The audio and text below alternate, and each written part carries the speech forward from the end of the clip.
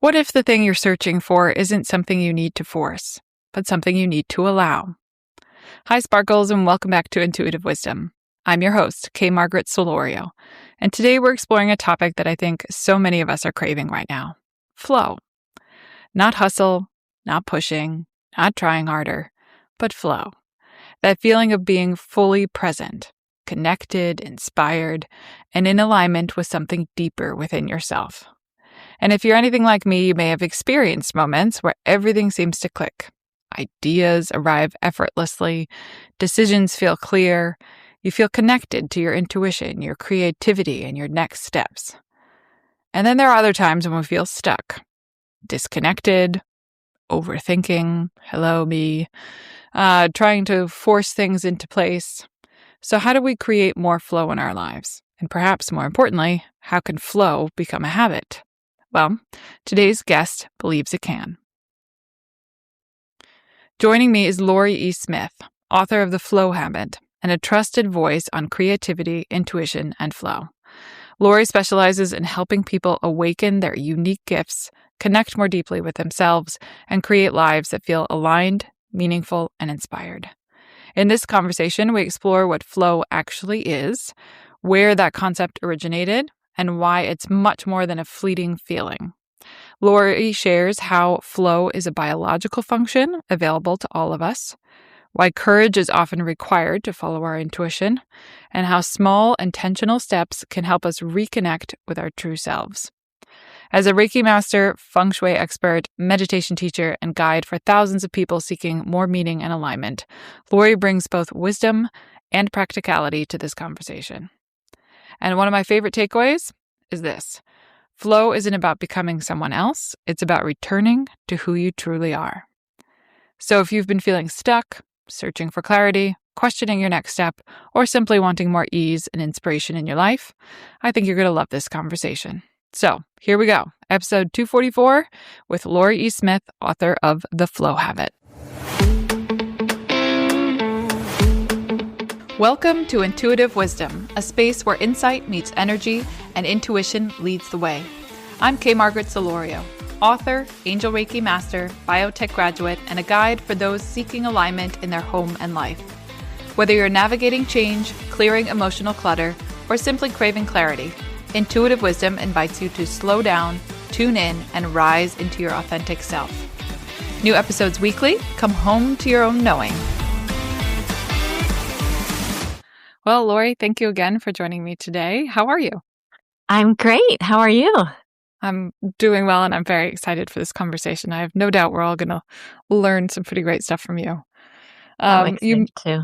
Yeah, you may know on this podcast, we like to explore what it means to live in alignment with your energy and how trusting your intuitive wisdom can transform your inner and outer world.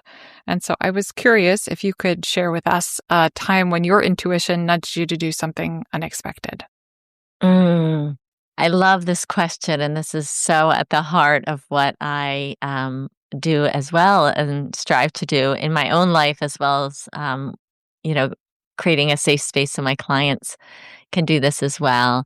The first thing that pops into my mind is my flow challenges, which are the heart of what led me to write my book, The Flow Habit. And, they started at a time when I was feeling really stuck, and I was just in a place in my life where I just felt off. I felt out of alignment. And what I felt guided to do at that time was to get back to something that I always loved to do, which is writing. And but just to write for 5 to 10 minutes a day, every day, as much as I could, and not to be hard on myself if I didn't do it, and just to see what would happen. And at the time, it kind of felt silly, to do this, and I kept it really quiet and sacred and didn't share it with my husband or my kids. I just started doing it, and my goal was also to get into a state of flow. And I think that feeling of flow is really where we feel so intimately connected with our intuition. And what I love about being in flow is sort of I feel intuitively guided to, I know it's as if words are just kind of flowing out of my pen and I'm not really thinking about it. And so I wanted to get to that state. And it's funny how the intuition works, right? It just sort of, my intuition guided me to do this just a few minutes a day. Um, and it worked. It was just, I felt so amazing after even just a few days of doing this that I shared it with friends. And as I look back, I really feel like the whole process of, I called it my 28-day flow challenge. I challenged myself to do it for 28 days. And I shared it with creative friends. And then they started sharing it with their creative friends, and it grew. And it's just been a really beautiful, organic process that this flow community of people like myself who are experimenting with making flow a habit by choosing activities that we feel intuitively led to do, and that have a high chance of getting us into flow. It's sort of like it happened by doing just that, following my intuition and just sort of following where it was leading me to go. And yeah, so I never really thought about it in that context. So thank you for asking that question. And it's really fun because even in the very early days when it was just me and my friends, and then it grew to expand to clients and people on the internet that I shared it with, it was always about that, like listening to our intuition. I really have noticed, and then the science and the research backs it up, that when we follow our intuition and do what, that whatever we're feeling led to do, that it's called intrinsic motivation, those things that really sparkle, I like to say sparkle inside us. It's amazing the miracles that can happen and where that can lead us. So thank you for that Yeah. question. Well, I love it too. I always ask that question in support of anyone listening, because I think for me, intuition often comes through as a whisper, and it's so easy to be, I think we're all conditioned to stop listening to it at some point. So to not even hear it or to not listen. And then sometimes those nudges come across and they're just seeds of ideas. And so they seem strange. And that's just such a beautiful example that you just shared, that this seed of an idea totally grew and became a whole plant that's something, different and blossoming and flowering that wasn't apparent when it was a seed, and you were just like, Yeah. okay, I'll try it.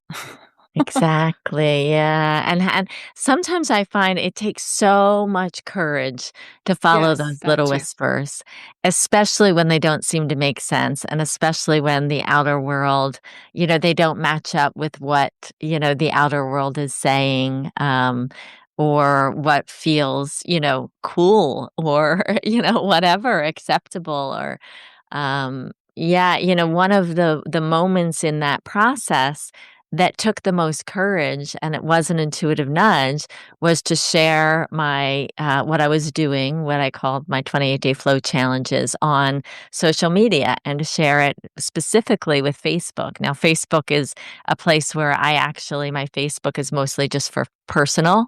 Instagram's where I connect mostly professionally. And so to put it out there to my Facebook friends who knew me, from childhood or from different jobs or different, parts of my life, and people might not have known my work and the intuitive coaching work that I was doing.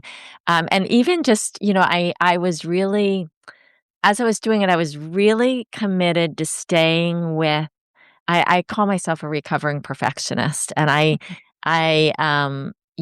really, for me and my own intuitive journey, I'm very aware of those two voices. I'm very aware of the soft, still voice of intuition, and I tune into that pretty easily. But then I also equally have a very loud inner critic, or this voice that's eager to tell me what I should and shouldn't be doing. And so it's this constant struggle of like trusting and moving forward and sharing this on Facebook, that inner critic, that part of us that is so concerned with how we're going to look in the outer world, that's so quick to tell us that those little whispers and those little nudges, should be ignored, or they might, put us in a position that jeopardizes our safety or our well-being or our social standing or whatever it is.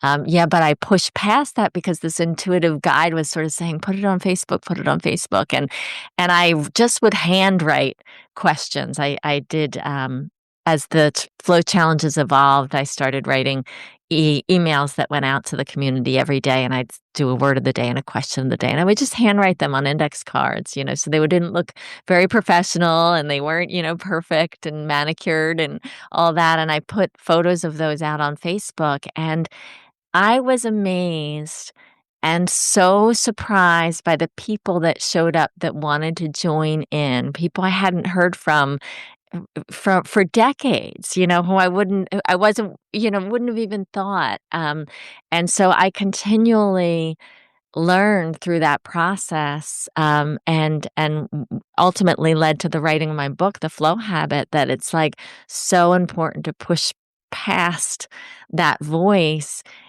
because there's so many miracles. There were so many surprises of who showed up for the challenges or who came to my Zoom calls. And often, people from the other side of the world would have this little, what I call that intuitive sparkle, where we connect. And they're still part of my community, and have blessed my life in so many ways. So, it's been quite a ride. Yeah, that's wonderful and very exciting. And I love that you found another way to describe. For me, I've learned it as a connection to spirit, or I had a teacher once who called it oneness. But I really believe that sometimes it just takes another teacher explaining the same idea differently for it to make a difference and have that impact in your life. So you've talked a little bit about it, but can you kind of define what you call the flow state? Yeah. So, when I first started the flow challenges, I was really coming from the place of Mihai Csikszentmihalyi is the Hungarian American psychologist who first coined this term flow state, and all of his research. Hi, Sparkles. Before we get back to today's conversation, I wanted to share a few resources that can support you on your journey. If you've ever wondered whether the energy of your home could be affecting your mood, clarity, intuition, or overall well-being, I've created a free quiz so you can discover your home energy type. In just a few minutes, you'll discover that home energy type and receive personalized guidance to help create more peace, alignment, and delicious ease in your home and life. And if you're ready to go deeper, I offer home frequency reset sessions where I help clear energetic clutter and realign the energy of your space so it feels more calm, supportive, and aligned with the life you want to create. You can learn more about the quiz, my home frequency reset services, and book a session by visiting my website, deliciousease.com. And if you're looking for even more inspiration, be sure to pick up a copy of my book, Make Ease Your Vibe. It's filled with practical tools, reflections, and insights to help you create more ease, trust yourself more deeply, and live with greater intention. You can find Make Ease Your Vibe on Amazon in both paperback and Kindle versions. You deserve to feel seen, supported, and inspired. And you deserve a home that loves you back. All right, let's get back to today's episode. And I had read his book way back. It's called Flow, way back when he first wrote it, which was right when I was graduating from college. And so it was always this part.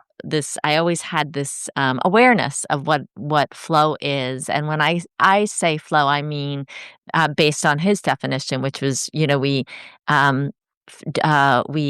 get so absorbed by an activity that we often lose track of time. We often lose a sense of self-consciousness. We're not thinking about ourselves and how we're perceived, which is why it's so important to find ways to get past that inner critic that we were talking about. And we're just 100% present with whatever we're doing, but it's an active experience. And for me personally, and part of my joy in doing this research has been interviewing people and asking them what it feels like to them, because we all have different ways of describing it.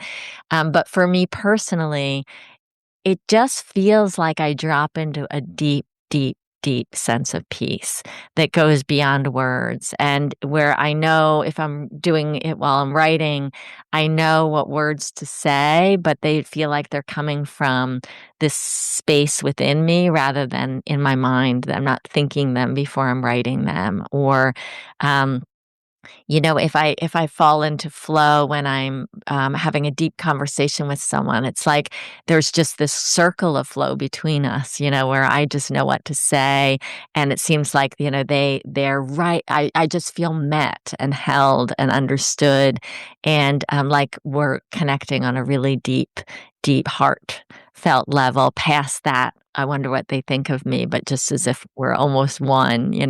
And it can be deeply feel spiritual too, like I'm one with the mountain, or one with the water if I'm swimming.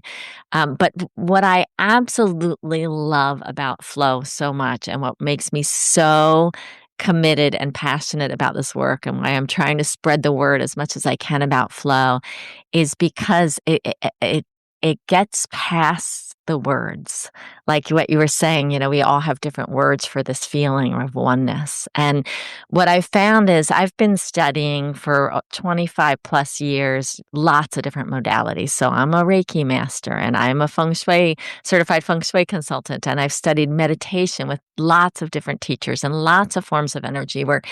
And what I found is, and so my whole coaching practice and my workshops and everything that I did was 100% about helping people connect with this part of themselves, right? This part that goes beyond words, the soft, still voice, the intuition, all of the things that we've been talking about. And what I love about flow, or when I re-stumbled on flow through these flow challenges in a way to just get myself back to the real me, the true self, and to honor my intuition, is that one of the challenges I had with all of those modalities is that they all came with language, right? It might be inner light. It might be, the God within. It might be Reiki. It might be, and what I found when I would tell people that I was studying these different things is there'd be that little resistance, with certain people. If that specific word that came with that modality wasn't in their language yet, or wasn't came up against something that they were taught, or was just slightly different than how they were used to hearing the concept.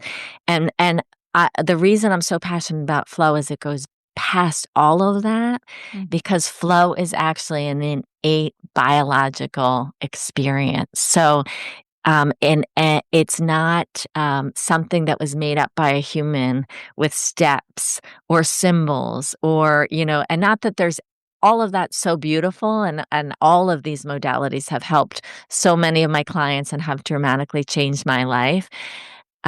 And what I absolutely love about flow is that in all of my interviews, everyone I ask knows this feeling. And even if they're like, oh, I don't know if I've ever gotten into the flow state, based on how they've learned about it.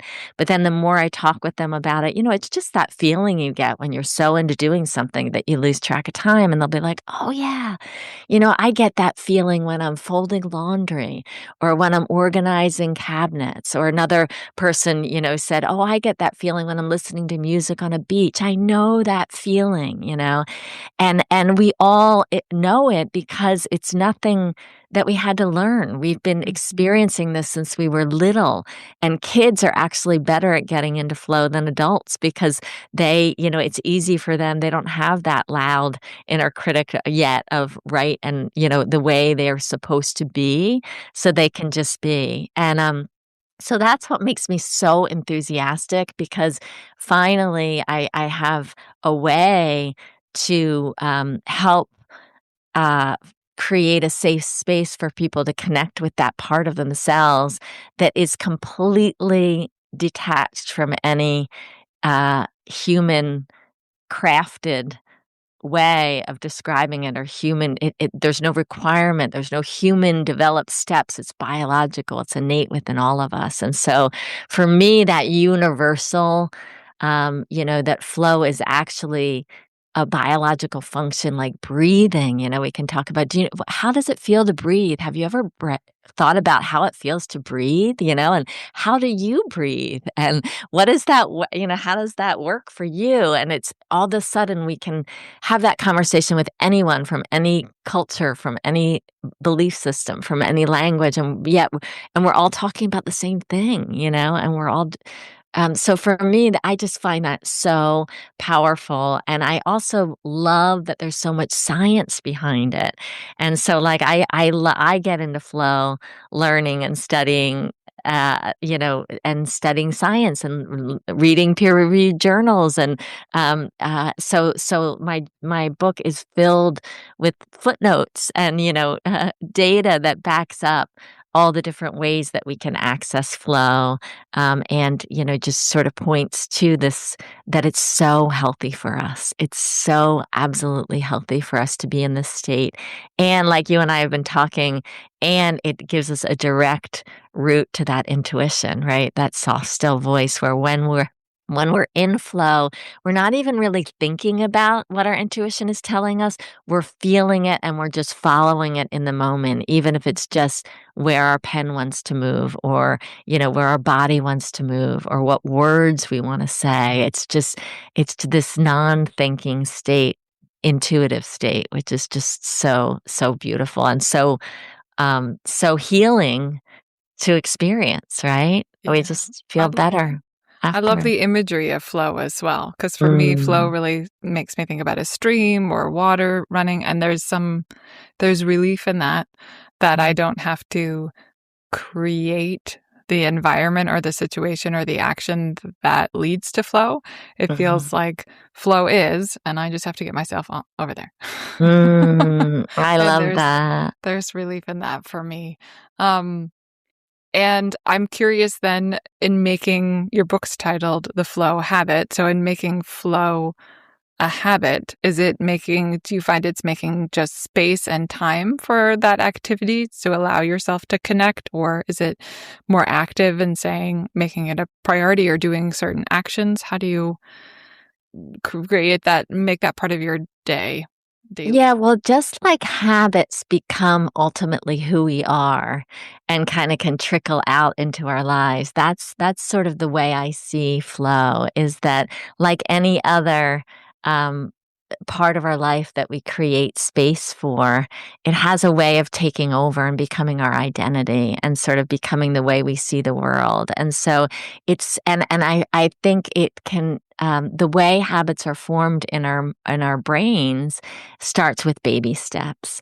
And what I found is the more we experience flow in lots of different areas of our lives, the more our overall life seems to flow too. Like flow can become a way of life where we feel like we're being carried by that river. And it just starts by like putting a toe in the water, right? And then taking it out. And then the next day, putting a little toe in the water playfully, and taking it out. And so, in a way, the energy that we often think of when we think of habit, I think feels a little, for me, often feels a little rigid, like, like this is like almost from the brain part, and then flow is from the heart part. And I love the combination of the two, right? Because it's almost like the habit part is choosing flow, but we can choose it a minute at a time. We can choose it, a few minutes at a time. So the way the book's designed is to first invite people to pay attention to those activities that bring them joy, that they love to do for no reason other than that they just love to do it, because then it's aligned with their essence and who they really are and those unique gifts that they have to share with the world.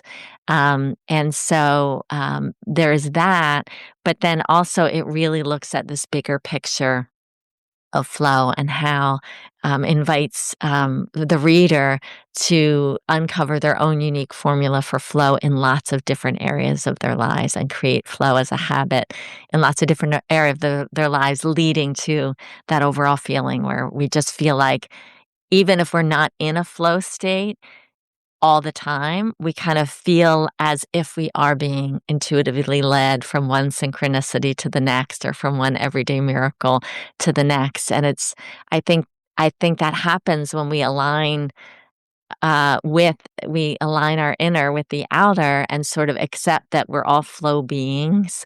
And at our essence, that's sort of like we have this river within us that's our flowing self. And we're surrounded by this beautiful river of energy guiding us to where we most need to go. And we're surrounded by other beautiful beings that have rivers within them too. And so, the idea is that the more we can prioritize flow and follow our intuition and where it's leading us to go, the more we can kind of feel like we're all flowing together and supporting each other's flow. Yeah.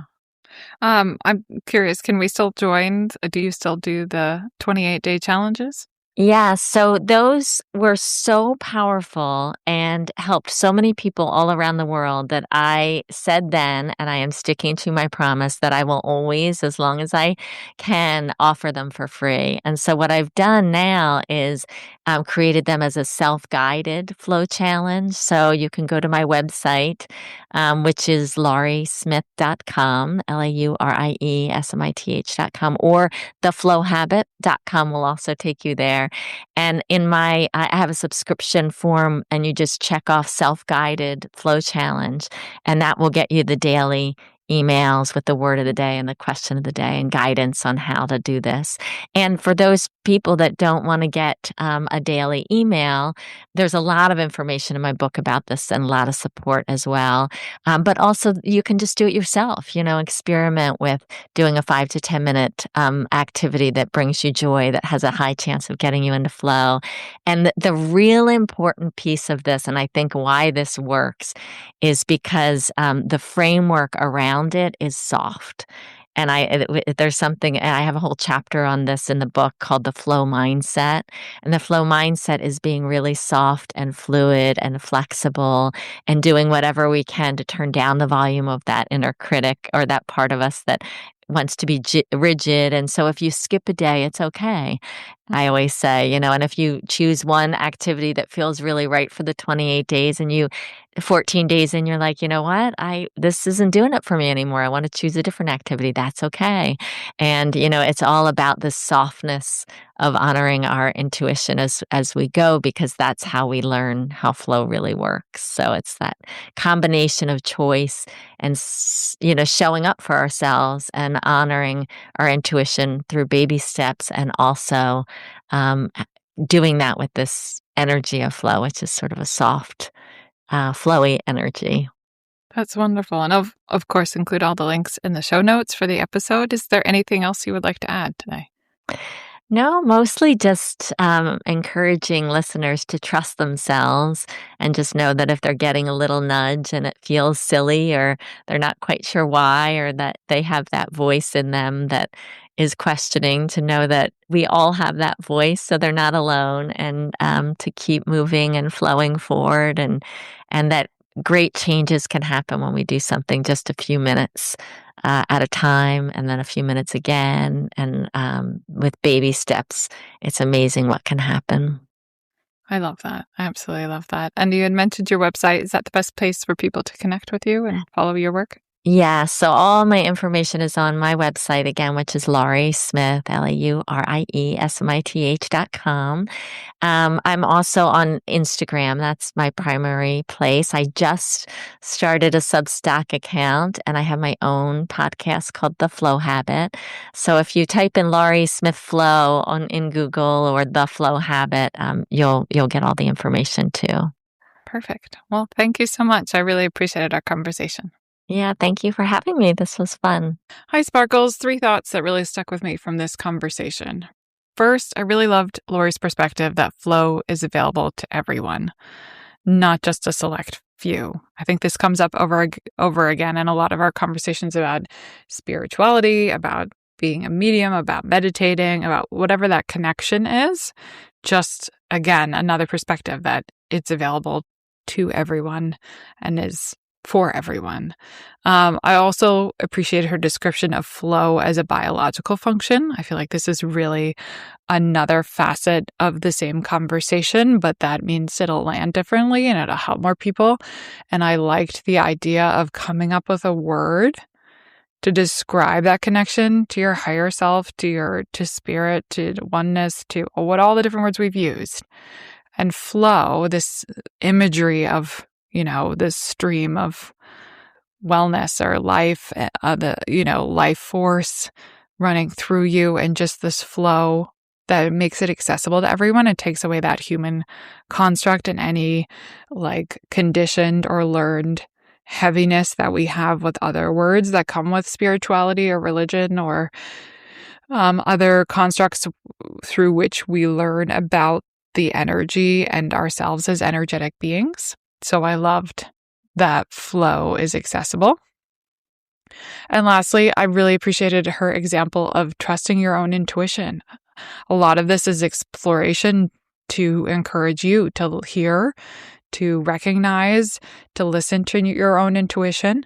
And she had these flow challenges. That was something that worked for her. She listened to that inspiration and then shared it, not worrying about what other people think, or maybe she did, but she just trusted the intuition and trusted the inspiration, and that enough was something unique. That was enough. You are enough just as you are. Your ideas have value, and sharing that is great, but just trusting it, knowing, getting that internal validation is a beautiful, beautiful example. All right, Sparkles, I'll see you next week. And I'd love to hear what you think. If you want to email me. You can find me at support@deliciousease.com. Thank you for joining me on Intuitive Wisdom. If this episode brought you clarity or inspiration, please take a moment to leave a 5-star review. It truly helps others find this space. And if someone you love, you could use a shift in energy, share this episode with them. You never know what might resonate. For more, explore my frequency reset service, tune into more episodes, or begin the journey through my book, all at deliciousease.com. That's DELICIOUSEASE.com. All right, until next time, trust your energy, honor your space, and keep coming home to yourself.